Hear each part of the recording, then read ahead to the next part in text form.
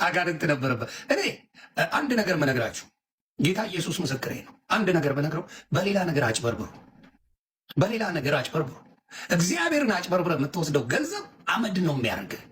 ይህን የሚገርመኝ ፓስተሮች ናቸው የሚሰሩት። ይህን ስራ ይህን ድራማ የሚሰሩት ፓስተሮች ናቸው። ጫፋ ይከፍሏቸዋል፣ እንደዚህ አርጉ ይሏቸዋል፣ ይህን ያደርጋሉ። መለስ የማንችለውን ጥያቄ ዮኒ ማኛ ጠይቋል። አንደበቱ የረከሰ ስለሆነ ያንን ጥያቄ አደፋፍነን ማለፍ የለብንም። ምንድን ነው ያለው? ይሄ ሁሉ የፈውስ አገልጋይና ይሄ ሁሉ ነቢይ ለምንድን ነው ማስተር አብነትን መፈወስ ያቃተው? ከዚህ ጥያቄ ማምለጥ ትችላለህ ወይ? ሌላው ተውና በአሁኑ ሰዓት አብነትን እያስታመመ ያለው ማን ነው ታውቃላችሁ? የአብነት ታላቅ ወንድም ፕሮፌት ነው። ወንድም ነው። የአብነት ወንድም ፕሮፌት ነው ታውቃላችሁ? የአብነት ወንድም ማስታወቂያ ሰረም ብሎ ነው የሚሰራው። ካንሰር ያለባችሁ፣ የተለያየ በሽታ ያለባችሁ፣ የተለያየ ጥያቄዎች ያለባችሁ ኑ ፈውስ አለ ምናምን ብሎ ማስታወቂያ ድልቅ አድርጎ ሰርቶ ነው የሚያገለግለው። አንድ ሰው ፈውሶ አያውቅም። ታምራት ታረቀኝ እኔ ከብልጽግና ሰባኪዎች ውስጥና ምናምኖች ውስጥ የሚመቸኝ ታምራት ታረቀኝ። ቴዎሎጂ ምናምን አልስማምባቸው ነገሮች አለ፣ ግን ፐርሰናል ወደዋለሁ ባገኘው ደስ የሚለኝ ሰው ታምራት ታረቀኝ። ግን አብነት የታምራት ታረቀኝ ቸርች አባል ነው። ብዙ ምስክርነቶችን ታምራት ታረቀኝ ጋር ቁጭ ብሎ ሲሰጥ ነበረ። ተፈውሻለሁ፣ ፈውስ አልፎብኛል ምናምን ብሎ ታምራት ታረቀኝም ፈውሻለሁ ብሎ ማስታወቂያ ሰራ የነበረ ሰው ነው። የፈለገ በሽታ ያለባቸው ሰዎች ካንሰር ቢሆን ኤችአይቪ ቢሆን ምናምን አምጡ ይላል። የሁሉም ነቢያቶች ማስታወቂያ ሰሩ ታውቃላችሁ። ካንሰር ቢሆን ኤችአይቪ ኤድስ ቢሆን የፈለገ ቢሆን አምጡ ፈውስ ነው ይላል። አንድ ተፈውሶ አቅም አንድ እነ ኡስታዝ አቡበከር አህመድ ሄዶ አብነትን እንደጠየቁት እንዲሁ ነው። እሱም ሄዶ አብሮ ለቀረጻ ሲጸልይ ነበር። እጅን ጭኖ ምናምን ቸርች እኮ ነበር፣ አብሮ ነው ሲያመልኩ የነበረው። አንድ ቸርች ናቸው። አሁን እኛ ያልን ያለ ምንድን ነው? እውነተኛ ነቢይ ኢትዮጵያ ውስጥ የለም። ኢየሱስ ክርስቶስ ይፈውሳል፣ ድብና አድርጎ ይፈውሳል። ምልክት እንዳይኖር አድርጎ ኢየሱስ ይፈውሳል። ዛሬም ኢየሱስ ክርስቶስ ፈዋሽ አምላክ ነው። የተቋረጠ ፈውስ የለም። የተቋረጠ የጸጋ ስጦታ የለም። እነዚህ ፒውር ወንበዴዎች ናቸው፣ ሌቦች ናቸው። እስራኤል ዳንሳ እስቲ ማስታወቂያን ተወውና አብነትን ፈውስ።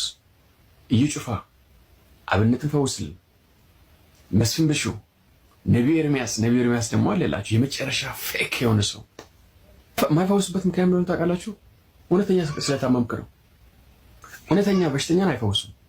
ማስታወቂያ ሰርተው ገጠር ሳይቀር ማስታወቂያ ሰርቶ ካንሰር ያለበት ሰው አንድ ሰው እንዳይቀር ተብሎ ሰው ስንት ትራንስፖርት ከፍሎ ሆቴል ይዘው ከሌላቸው ነገር በሬ ሽጦ ምናምን እዛ ቸርች ይመጣሉ።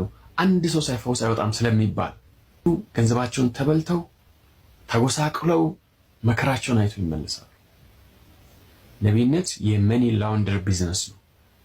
ሰይጣን ቤተክርስቲያንን ለማፍረስና በሰው ዘንድ ኢየሱስ ክርስቶስ የሚለው የተቀባ አዳኝ የሚለው የመሲሁን ስም ለማዋረድ ያመጣው ስትራቴጂ ምንድነው? ነብይነት ነው። የክርስቶስ ስም መቀለጃ ነው ያደረጉት። ዮኒ ማኛ ስላነሳውን ጥያቄ ልናመልጥ አንችልም፣ ደፋፍነን ልናልፍ አንችልም። አብዛኛው ነብይነት የክርስቶስ ተቃዋሚ መንፈስ የሚመራ ኦርቶዶክስ ወጣ ስንልላቸው እንትኑን ረሱት። ይሄ የቄሱን ጉዳይ ረሱት። ይኸውልህ እኔ የምነጋገረው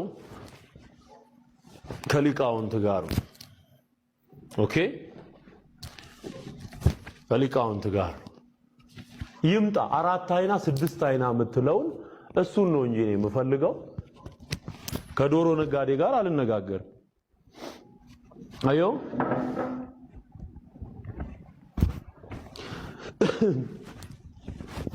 እንደዚህ ለብሼ ነው የምቀመጠው እኔ በዚህ ማዕረግ። ሊስን በዚህ ማዕረግ ነው የምነጋገረው። ይሄ የፖለቲካ ሰንኮፍ ያልተነቀለለት ፖለቲከኛ ሞዓ ተዋህዶ እያለ የሚያጓራ ሞዓ ተዋህዶ እያለ ፖለቲካ የሚያጠነጥን ግሩፕ ማህበር የነሱን ማንነት እኛ ጠንቅቀን እናውቃለን። ስለዚህ እኔ የምነጋገረው ይኸውልህ እንደዚህ ከሊቃውንት ጋር ነው ማለት ነው። በነገራችን ላይ እነም ቪዲዮ ሼር ኮፕ ሊንክ አድርጉልኝ 5 ጊዜ ቪዲዮ እየወረደብኝ ስለሆነ ቪዲዮን ሪፖርት እያደረጉ ስለሆነ በዚህ አጋጣሚ ልብሱን መርካቶ አለ መርካቶ ትገዛዋለህ። መጽሐፍ ቅዱስ ሲናገር አንድ ቦታ ምን ይላል? ትዕቢት ውድቀት ትቀድማለች ይላል። ያንተ ትዕቢት የትም አይደርስም እና በነገራችን ላይ በስድብ ሳይሆን ፈራው አቃተኝ ከአቅሜ በላይ ሆነ ብለህ ቶሎ ብለህ አስተካክል። ካልሆነ እኔ ራሴ ከእንዳንተ አይነት ተራ ሰው ጋር ማውራት እንኳን አልችልም። እኔ እንኳን ዲያቆን ዘማርያም ወይም ደግሞ ዲያቆን ቴዲ ያለው እኔ ራሴ ነብይ ነበርኩኝ። ስለዚህ ማውራው ከእንዳንተ አይነት ትላንትና ከኦርቶዶክስ ቤት ከመጣ ሰው ጋር ሳይሆን ማውራት የምችለው ከነ ፓስተር ጻድቁ አብዱ ጋር ነው ማለት ነው።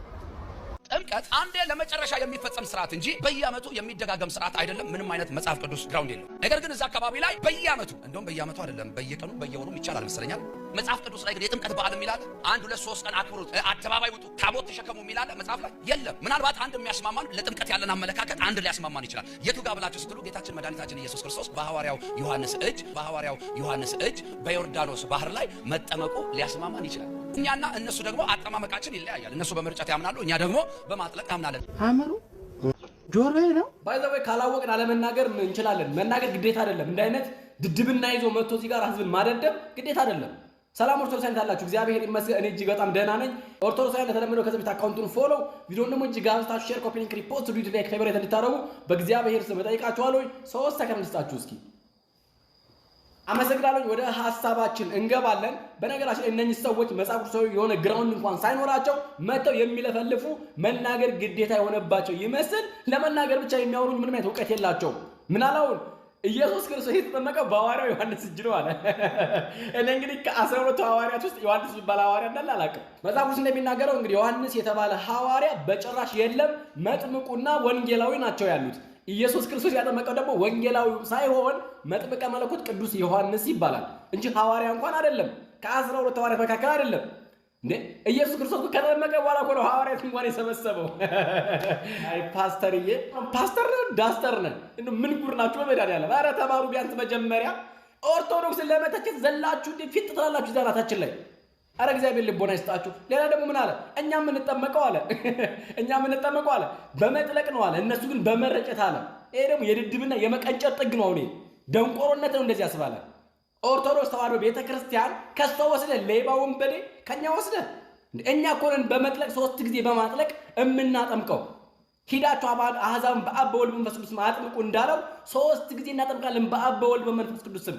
እንዳንተ ወስደን እዛ ውቅያኖስ ወይም ደግሞ እዛ የሚወርድ ወራጅ ወንዝ እንኳን አይደለም የምናጠምቃቸው። የምንጠመቅበት እንኳን ውሃው እንኳን ማየገቦ ይባላል። ከጌታችን ከኢየሱስ ክርስቶስ ጎን የፈሰሰ ውሃ ነው። በሱ ነው የምንጠመቀው። አማናዊ እንደሚሆን እናምናለን። ጥምቀት ለድነት አይደለም ብለህ የምትከራከር ሰውዬ ምን አገባ ስለ ጥምቀት እዚህ ጋር የምትተነትነው? አንተ ነኝ ጥምቀት የምትተነትነው ሲጀምር። ዳሪ ድፍረታችሁ ጥግ ምን አይነት ነው? አለመማር ነው፣ አለማወቅ የጨዋነታችሁ ጥግ እኮ ነው የሚያሳየው። በነገራችን ላይ አሁን አንተ እዛ ውስጥ መዓት ህዝብ አለ፣ ያን ብዙ ገደል ተከታለ ማለት ነው ስለማታቅ። ያም ደግሞ ያጨበጭባል ብሎ አምላኩን ከብት ይመለከታል። ጥምቀት በየዓመቱ ይከበር፣ በ1 በ2 በ3 ይከበር ብሎ መጽሐፍ ቅዱስ አይናገርም ማለት። አዎ አይናገርም። ኦርቶዶክሳዊ ተዋሕዶ ቤተክርስቲያን በባህር ሐሳብ በሊቃውንት ተመርታ ሄዳ ማክሰኞ ሌሊት ላይ የተጠመቀ ታውቃለች። ከሌሊቱ 11 ላይ የተጠመቀ ታውቃለች። ሌሊት ላይ የተጠመቀ እንላለን። ስለዚህ በየዓመቱ ደግሞ ጥምቀትን እናስበዋለን እንጂ እኛ የምንጠመቀው ጥምቀት ለድነት ስለሆነ ከማይደገሙ ሚስጥራት መካከል አንደኛው ጥምቀት ነው። ንስሐ ይደገማል፣ ቅዱስ ቁርባን ይደገማል። ጥምቀት ግን አይደገምም። ለምን? አንዴ ነው ለድነት ነው የምንጠመቀው። ከዛ ስንጠመቅ እንጠልቃለን። ጌታችን ኢየሱስ ክርስቶስ መጽሐፍ እንደሚናገረው ሞቱን በሚመስል ሞቱ ከተባበርን ትንሣኤውን በሚመስል ትንሣኤም ከእሱ ጋር እንነሳለን እንደሚለው ማለት ነው። እንጠልቃለን፣ እንወጣለን። ስንጠልቅ ምን ነው? ሞቱን እናስባለን። ስንነሳ ትንሣኤውን እናስባለን። ይሄ ነው እኛ የምናስበው። የእኛን አስተምሮ ወስደሽ በየባሩ በየመዋኛ ገናው እያዋኛቸው አሁን እዚህ ጋር አፍህን ትከፍታለህ። ክፍታፍ አፍህን ዝጋ። መጀመሪያ የምትናገረውን አስበህ ተናገር። 10 ጊዜ አስበህ አንዴ ተናገር። የማታውቀውን እዚህ ጋር አትቀባጥር። ልክ ነው የምነግርህ። ለወልዋላ ሰምታችሁ የማትሰሙ አይታችሁ የማታዩ የማታስተውሉ ስለሆናችሁ በልካችሁ ሊነገራችሁ ይገባል። አንተና መሰሎቹ በየዓመቱ አክብሩም ያለው የለማው። አንተ ታዲያ በየዓመቱ እኛ ጋር ምን ቆርጦ ነው ገናን መተከኛ ጋር በ29 የምታከብረው? ፋሲካ ሲሆን ከኛ ጋር ተለጥፈም ተከብሮ ምን ቆርጦ ነው? ምን አገባ? ለምን አላከብርም አትልም? አየህ አይደለ? አንዱን ጥላ አንዱን አንጠልጥላ አይሆንም። ከተው ሁሉንም ተውልን፣ በቃ አይመለከትም። አርፈ የራስን ህይወት የጀርመንን የቡችላውን ኑሮ አርፈ አያገባህም እንዴ። ከዛ ውጭ ግን የኛ ቤተክርስቲያን ጉዳይ ለኛ ተው። እኛ ስርዓቷን ዶግማዋን ቀኖናዋን ስለምናቅ ህዝቧም ስለሚያቅ በሱ ህይወት እኛ እንመላለሳለን። እናንተ አፈንግጣችሁ ታችኋል። አያገባችሁ፣ የራሳችሁን ህይወት ኑሩ። አትድረሱብን፣ አንደርስባችሁም። እንደዚህ ላፊ ወጣ አፍን ስትከፍት ደግሞ ልክ እንነግራለን። ኦርቶዶክሳውያን በድጋሚ አካውንቱን ፎሎ፣ ቪዲዮውን ደግሞ እጅግ አብዝታችሁ ሼር፣ ኮፒ ሊንክ፣ ሪፖስት ዱት፣ ላይክ፣ ፌቨር አታደርጉ። ሰላም እያላችሁ ሰላም እግዚአብሔር ከሁላችን ጋር ይሁን። ሰላም። ማግባትህና ከማግባትሽ በፊት ይህንን ቪዲዮ ሴቭ አድርጊው፣ ይጠቅምሻል። አንድ ቀን ይጠቅምሻል። ያዡ እንግዲህ ማግባትንማ አግቢ። ጋብቻ ቅዱስ ነው። አዎ ጋብቻ ቅዱስ ነው። ግን ያው በወጉ በባህሉ መሰረት ሰባት ዘር ይቆጠራል። አዎ ታውቂያለሽ መቼስ ይሄንን ሽምግልና ሲላክ 7 ዘሩ ከየት ነው የሚለውን እናጣራለን፣ እናያለን፣ እንመረምራለን፣ እንፈተፍታለን። አዎ ኦ ማይ ጋድ ማም ዘር እኔ በዚህ ልክ ጠብቄሽ አላውቅም። እውነት ብዙ ነገር ትሆኛለሽ በዚህ ዘመን። አማራ፣ ትግሬ፣ ኦሮሞ፣ ደቡብ ምናምን በዚህ ዘመን ማም እኔ ከአንቺ በእውነት ይሄንን አልጠብቅም። ያጣብቀሽ እዛው ጥብቅ አድርጎ ያስቀርሽ አባቴ አምላክ። እንደው ምን ይሻለኝ አላውቅም። ማንን ገደለ ግን? እንደው አንድ ነገር እኮ ካላወቅሽ አላውቅም ምን ማለት ነው አያቴ ብሎ መጠየቅ ይቀላል ወይስ እንደው ዝም ብለሽ መባዘን እዛም እዚህ መባዘን? 7 ዘር 7 ትውልድ የሚቆጠረው መቁጠሪያው ሚስጥሩን እንኳን ታውቂያለሽ? እስቲ አላውቅም በይና ላስረዳሽ። አላውቅም እኔ የእውቀት የንባብ ደሃ ነኝ፣ አእምሮዬ ገና አልበሰለም በይና ላስተምር። እንዲህ አይነት ነገር አልወድም። በቃ አይ ላይክ ሂም ሂዝ አ ጉድ ሉኪንግ ሂ ሃዝ አ ሴኪርድ ጆብ ማለት ጥሩ ስራ አለው፣ ላይክ ገቢ አለው፣ ቆንጆ ነው፣ መለመላ አንቺ የምትወጂው አይነት ረጅም ነው፣ ፋይናንሻሊ ሴኪር ማለት ገንዘብ አለው፣ ይሰራል። ሶ ዋትስ ዘ ዲል ማም? እንዴ ምን ሆነሽ ነው? ለነገር ወደሽ አይደለም፣ ወደሽ እኮ አይደለም። አንድ የትውልድ ክፍተት መጥቶ ነው። አባትሽ አላስተማረሽ፣ እናትሽ አልነገረች፣ ወደው አይደለም። አዛ ማርንጌቻ ትዊስት ምናምን እያሉ አንድ ትውልድ ክፍተት ፈጥረን ነው። ይኸውልሽ ልጄዋ እስቲ ዛሬ ብቻ 1000 ዓመት አላወራ፣ ዛሬን አዳምጪ። ግዴ ማናቴዋ ልጅ ስዕል ይወዳል ብዬ ነው። ይኸውልሽ ከዚህ የምታያቸው በአባቶች ስዕል ላስረዳሽ ብዬ ነው። ከዚህ ያለው ቃየል ነው። አዎ ከዚህ የተጋደመ ደግሞ አቤል ነው። ይህነኝ ከመጽሐፍ ቅዱስ ታስታውሻለሽ? አዎ ወንድሙ የገደለው አዎ ቃየልና አቤል ታሪክ ወዲህ ነው። ይኸውልሽ 7 ዘር የምናጣራ ያንቺ ባል ከዚህ ከቃየል ነው ወይስ ከዚህ ከአቤል ዘር ነው የሚለው ነው መጣራት ያለበት። አይገባሽም? ቆይ ልቀጥ እንግዲህ ብለሽ አዳምጪ፣ አትለፍልፊብኝ ወደዛ። ልጄዋ ይኸውልሽ ከአዳም በኋላ የሰው ልጆች ዘር በሁለት መስመር ተከፍለው ነበር። አዎ አንዱ የሴት ወይም የአቤል ምትክ የሆነችው የሴት ይባላል።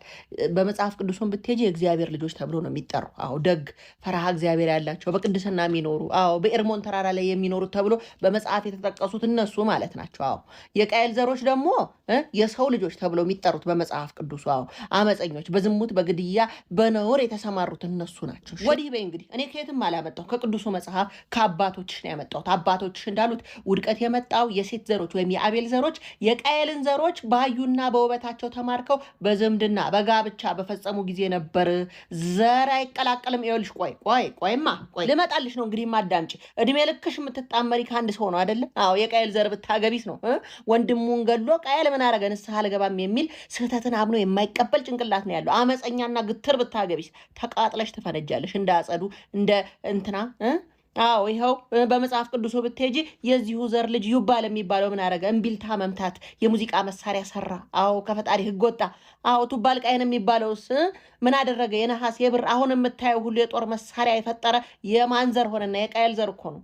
ከንቱ መዝናኛና ስጋዊ ጥበብ ላይ የሚያተኩሩ ሴቶቹ በጌጣጌጥ በልብስ በውጫዊ ውበት ብቻ የሚያምኑ ልቅ የሆነ ወሲብ ህይወት፣ ይህ ሁሉ የማን ታሪክ ነው? በመጽሐፍ ቅዱሱ ቁጣ፣ ደም መፋሰሱ የቃየል ስንተኛ ትውልድ ነው? 5ኛ ትውልድ ነው። አዎ ላሚህ የሚባለው ብላቴና የገደለ አዎ በትንሹ የሚቆጣ ቂም የሚይዝ ችግር በኃይል የሚፈታ ጉልበት የሚጠቀም የሚቀጠቅጥሽን የምታገቢ የሚያቄምብሽን የምታገቢ ብትሆኝስ ነው። አዎ ስደት፣ አለመረጋጋት ልዩ ባህሪ የሆነው የቃየል ዘር ብታገቢስ? እግዚአብሔር ቃየልን በምድር ላይ ትንቀዠቀዣለህ እንዳለው ትቅበዘበዛለህ እንዳለው ስትቅበዘበዥ ልትኖሪ አይደለም ወይ? ቆይ ጠብቂ። ብታነቢ እኮ ትደርሽበት ነበር ልጄ፣ ብታነቢ። አዎ ይህ መቀላቀል እኮ የሰው ልጅ ክፉ እንዲሆን የኖህ የጥፋት ውሃ እንዲመጣ ምክንያት የሆነው ቅዱሱ ዘር ከአመፀኛው መደባለቁ እንደሆነ የጥፋትን ውሃ ያመጣው ፈጣሪን ያስቆጣው የቃየል ኃጢአት 7ኛ ትውልድ ላሜህ ላይ ድረስ የተቀመጠው መጽሐፉ ላይ የተቀመጠውን አባቶች ሲተረጉሙ ኃጢአትና መርገም እስከ 7 ትውልድ ይሄዳል ያሉትን የመርገም ነፃ መውጫ መንገዱን ከነስርዓቱ ያስቀመጡበትን አለማንበብሽ እኮ ነው። አዎ ስለ መሰረቱ፣ ስለ ሩቱ፣ ስለ ግንዱ ያጠናል። መልካም ዛፍ መልካም ፍሬ ያፈራል። አንቺ አንድ እሱን አይደለም የምታገቢው። እሺ የምታገቢው ብዙ ነው። የደም ትስስር ነው። ከማጋ ነው የምትተሳሰሪ ልጅ። በይማ ንገሪኝ እስቲ እችን ቀን አወቅኩት ብለሽ አንቺ ልትለዩ ነው? በዚች ቀን ትውውቅ ልትለዩ ልታቂው፣ በአመታት አጥንተሽ ልደርሽበት ባልሽን አወቅሽው ልትይ። አዎ ልንገርሽማ የምታገቢው እንዲያው የዚህ የቃየላዊ ጠባይ፣ የቁጣ፣ የቅናት፣ የአመፅ ልጅ ነው ወይስ እንዲያው የዚህ የአቤላዊ ጠባይ፣ የትህትና፣ የጸሎትና የታማኝነት ነው? የቱ ነው? መልካም ዛፍ መልካም ፍሬ ያፈራል ልጅ አትርሺ። የብርሃንና የጨለማ ዘርን ነው እኛ የምንለየው። የቃየል መርገም ነው ያለበት ወይስ የዘር ንጽህና? የቱ ነው? እንዲህ ስንደማመጥ እንዴት ሸጋ ነው ልጅ። አይወድሽ እንግዲህ የአቤል ዘር ፈራሃ እግዚአብሔር፣ ቅድስና፣ አምላክን ማክበር፣ ከኃጢአት መራቅ፣ በጸሎት መትጋት ያለበት ነው።